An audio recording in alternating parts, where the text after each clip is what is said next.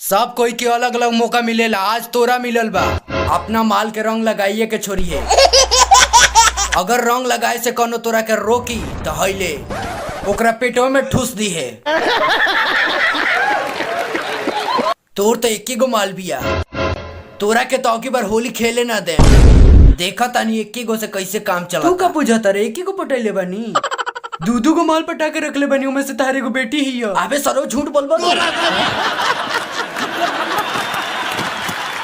रे तोरा पता नहीं के करे, तोर माल तो की बार अपना मामा यहाँ चल गल बिया होली में ना हो। तू झूठ बोलता रह। रे नोटिया ध्यान से सुन रे, तोरा माल के तो पूरा रंग से नहवा देले बरन सन। जौन सरो रंग लगाई हुई उनका के छोरे में ना।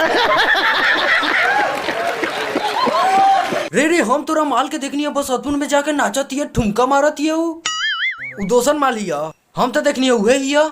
ई सरवा झूठ बोलता।